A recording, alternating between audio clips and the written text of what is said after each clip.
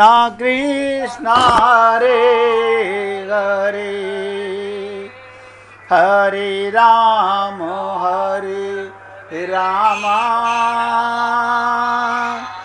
राम राम हरे हरे हरे कृष्ण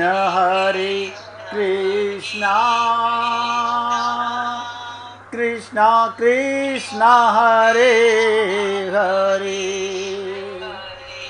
हरे राम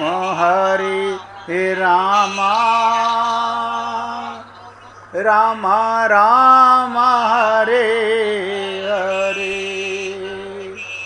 हरे कृष्ण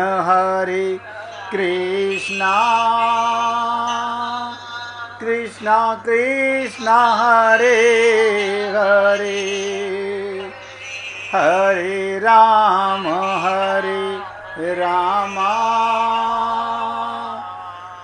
सभी पुण्य आत्मा एकाग्रचित होकर सुनिएगा।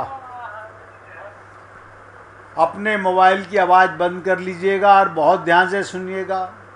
यहाँ तक कि लीला अगर किसी को समझ नहीं आई हो तो पहले पूछ लीजिएगा। विश्वामित्र जी ने सत्कर्म किए, सत्कर्म के मूल में सद्भावना और सद्विचार नहीं होते। उनका जो फल होना चाहिए वो नहीं होता। और जब त्रिशंकु विश्वामित्र जी के सामने गए तो उन्होंने कहा, अरे तुम तो वशिष्ठ के, तुम्हारे गुरु तो वशिष्ठ हैं, तुम तो उनके जजमान हो, यहाँ कैसे? बोले जो कार्य वशिष्ठ जी नहीं कर सके उसके लिए आपके पास आया हूं। बस ये सम्मान की भूख। अगर वो चाहते तो कह सकते थे, जब वशिष्ठ जी ने जिस कार्य के लिए मना कर दिया वो मैं नहीं करूंगा, लेकिन उन्होंने कहा नहीं, यही तो मैं चाहता था। और क्या डिमांड रखी त्रिशंकु राजा ने कि मुझे शरीर सहित स्वर्ग में भेज दिया जाए। उन्होंने अपनी तपस्या के बल पर स्वर्ग भेज दिया, देवताओं ने उन्हें वापस धकेल दिया। और इससे बड़ा कमाल, उन्होंने जब नीचे लटकते हुए उल्टे गिरे ना, जब त्रिशंकु सर नीचे पैर ऊपर, तो क्या हुआ? पुकारा विश्वामित्र को। उन्होंने कहा वहीं रुको, मैं तुम्हारे लिए एक नया स्वर्ग का निर्माण कर देता हूं। इस बात को सुनकर सारे देवताओं ने उनकी बड़ी प्रशंसा की। आदमी प्रशंसा का बहुत भूखा होता है। आप और हम लोगों में ये बीमारी ऐसा नजर आएगा कि हम में नहीं है, लेकिन ऐसा हो नहीं सकता, हो ही नहीं सकता। जब वो सुनना चाहते थे कि कोई नहीं, अर्थात वशिष्ठ भी मेरे समान नहीं, जब सब देवतागण कह रहे हैं, क्योंकि हम ये मानते हैं मृत्यु लोक से स्वर्ग लोक ऊंचा है, क्योंकि यहाँ पर माया का लंपट व्यक्ति शरीर का सुख चाहता है। आप और हम लोग जितने भी सत्कर्म करते हैं, धर्म के कार्य करते हैं, जितने भी पूजा पाठ करते हैं, आप अपने हृदय पर हाथ रख के देख लीजिए। आप मरने वाले शरीर को मरने से बचाना चाहते हैं। सुनिश्चित है कि ये मरेगा, और आप इस शरीर की सुख सुविधाओं के लिए अपने सारे सत्कर्म दांव पर लगा देते हैं। ये क्या कारण है? अभी हमें आत्मज्ञान नहीं है, हमारे मन में भगवत प्रेम की लालसा नहीं जागती। तो जैसे ये सिद्ध किया देवताओं ने कि तुम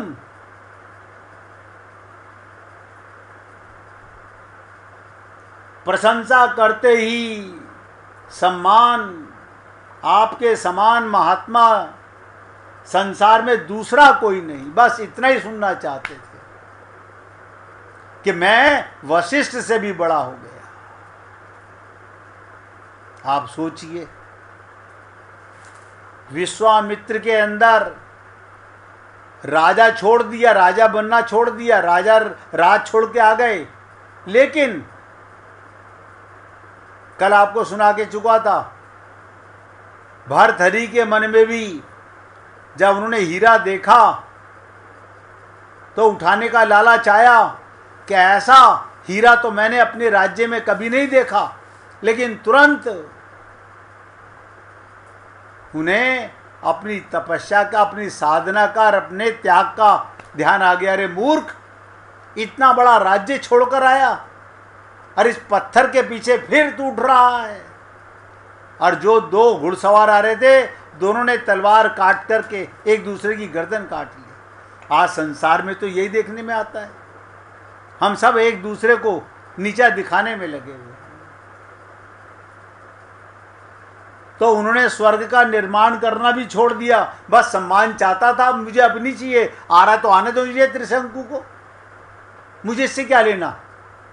मुझे देवताओं ने इतना बड़ा सम्मान दे दिया। और मैंने कहा था इसके आगे का वर्णन सुनिएगा। स्वर्ग से गिरते हुए त्रिशंकु को विश्वामित्र ने बीच में रोक तो दिया, वो बीच में ही लटक कर रह गए। स्वर्ग बनाना छोड़ दिया उनके लिए, और उनका सर नीचे और पैर ऊपर थे।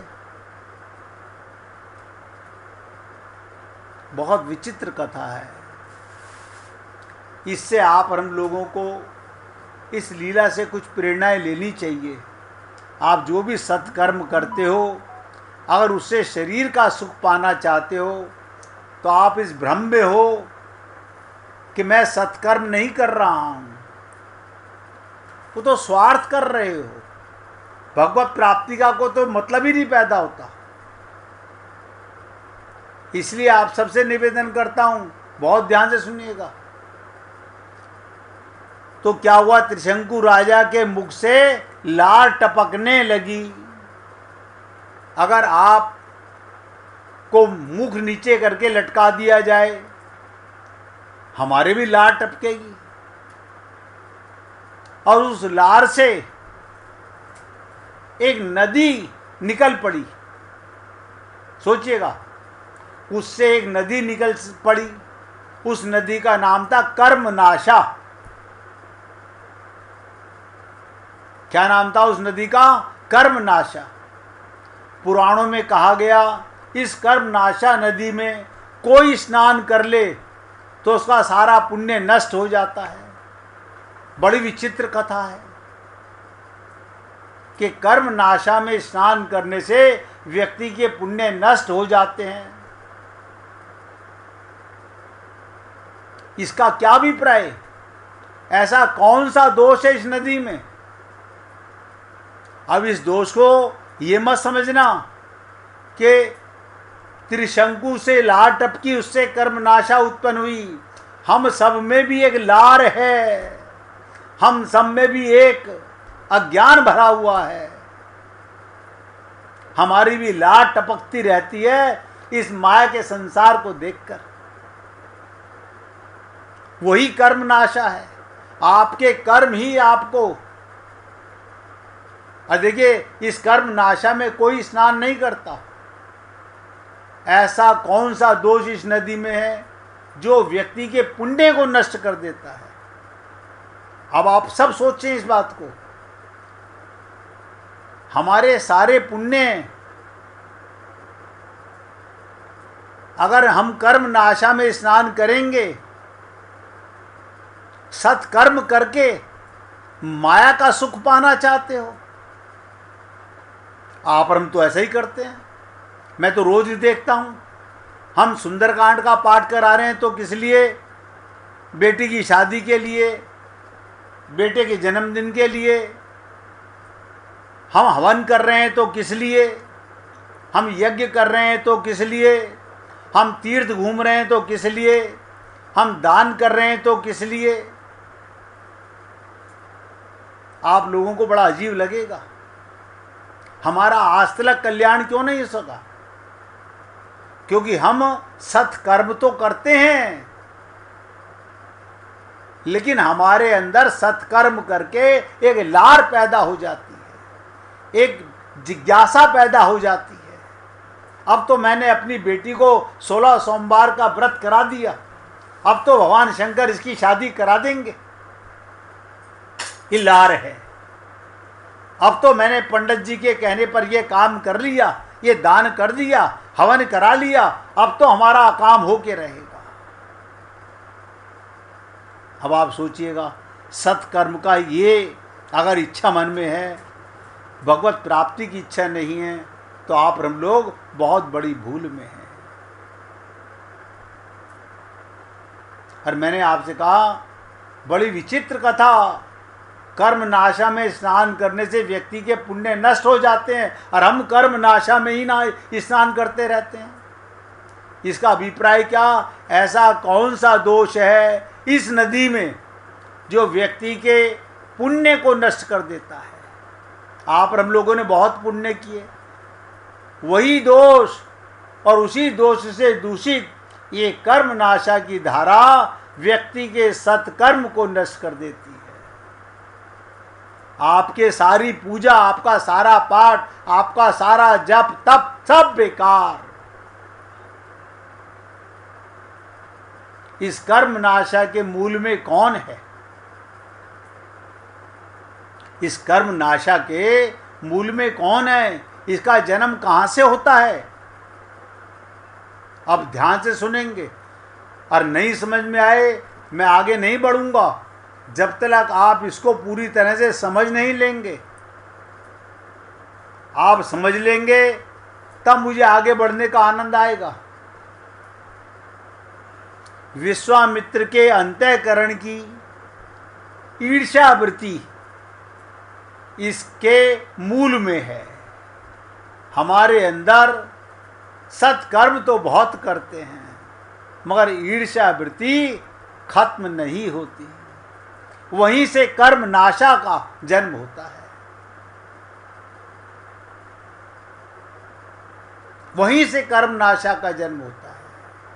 और ये मत समझिएगा त्रिशंकु राजा की लार टपकी, आपका भी पूजा पाठ यज्ञ जप तप दान करने के बाद ये लार खत्म नहीं होती।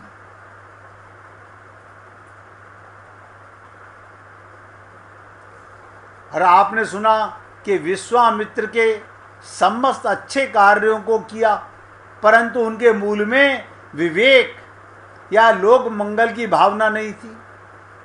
क्या भावना थी? ध्यान से सुनो। विश्वामित्र जैसे राजा के अंदर क्या भावना थी? विवेक या लोक मंगल की भावना नहीं थी। क्या भावना थी? जब वो त्रिशंकु को स्वर्ग भेज रहे थे अथवा उनके लिए स्वर्ग का निर्माण कर रहे थे, तो उनका लक्ष्य त्रिशंकु का उपकार करना नहीं था, जितना वशिष्ठ को नीचा दिखाना था। वशिष्ठ को नीचा दिखाने के लिए यही वह संकेत है जो कर्म नाशा की कथा में निहित है। कभी आपको इसकी लंबी स्टोरी सुनाऊंगा।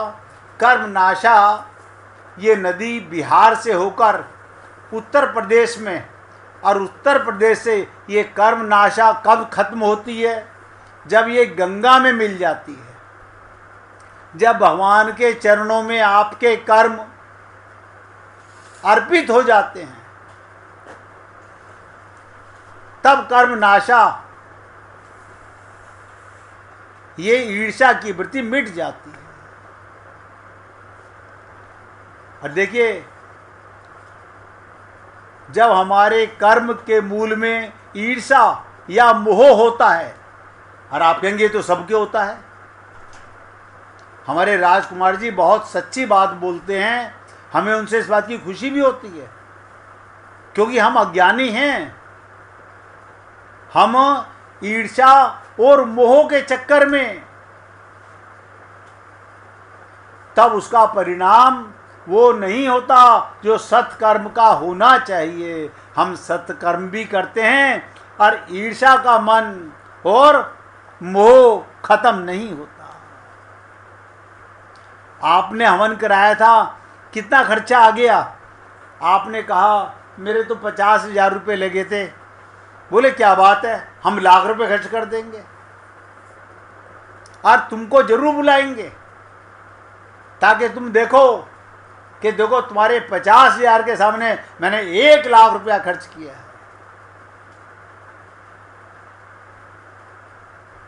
यानी सत्कर्म करके भी कर्म नाशा की उत्पत्ति हो गई। और मैंने आपको कहा ये खत्म हो सकती है। ये कर्म नाशा नदी बिहार से निकलती है और बिहार से यूपी तक आती है और उत्तर प्रदेश में गंगा में विलीन हो जाती है। तो क्या मतलब हुआ? इससे हमें क्या प्रेरणा लेनी चाहिए? हमारे अंदर सत्कर्म करके जो ये ईर्ष्या और मोह आ जाता है, जब तक ये सारे कर्म भगवान के निमित्त नहीं होंगे, भगवान के चरणों में अर्पित नहीं होंगे, हमारा कल्याण नहीं होगा। और इस नदी में कोई नहीं नहाता।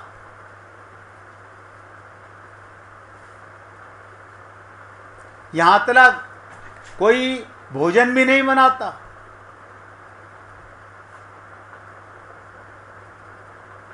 इसीलिए मैंने आपसे निवेदन किया, तब उसका परिणाम वो नहीं होता जो सत्कर्म का होना चाहिए। सत्कर्म तो किए लेकिन रिजल्ट 0/100। अब आप हम लोग गुरु धारण कर लेते हैं। सब अपने हृदय पर हाथ रख के देख लो। आप गुरु धारण करके गुरु की मानते कितना हो, बस आप अपने हृदय पर हाथ रख के देखो, क्या आपने मन बुद्धि का समर्पण किया? वो तो किया नहीं। ऐसा व्यक्ति उस कल्याण की सृष्टि नहीं कर पाता जो सत्कर्मों के द्वारा होनी चाहिए। आपका और हमारा नतीजा ठन गोपाल क्यों मिल रहा है? कहते ना माया मन की मोहिनी। अब ध्यान सुनिएगा, अभी आप लोगों ने 1-1.25 घंटा सत्संग सुना, आपके मन में आया अरे मेरे सारे सत्कर्म बेकार हो गए। लेकिन इसके तुरंत बाद सत्संग तो भूल गए, परिवार में फिर चर्चा होने लगी, ये करेंगे ये करेंगे ये करेंगे ये करेंगे, इससे ये होगा इससे ये होगा। खत्म हो गया सत्संग, फिर वापस कुसंग आ गया। अब आप बताओ हम क्या करें? हम 1-1.25 घंटे सत्संग करते हैं और बाकी के घंटे कुसंग करते हैं। अब हमारा बाकी कुसंग इस सत्संग को मिटा देता है, आपके सत्कर्म मिटा देता है। तो क्या होता है? रिजल्ट सुन लीजिएगा। तब ये सत्कर्म के कार्य पुण्य उत्पन्न करने के स्थान पर पुण्य को नष्ट करने वाले कर्म नाशा हो जाते हैं।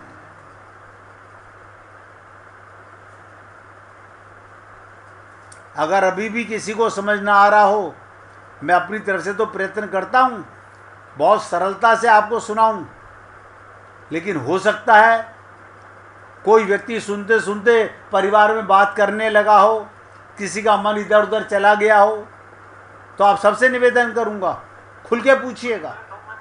हैं? हाँ बताइए क्या समझ नहीं आया? आपके कर्म, आप बताइए, आप सारे सत्कर्म करते हो ना?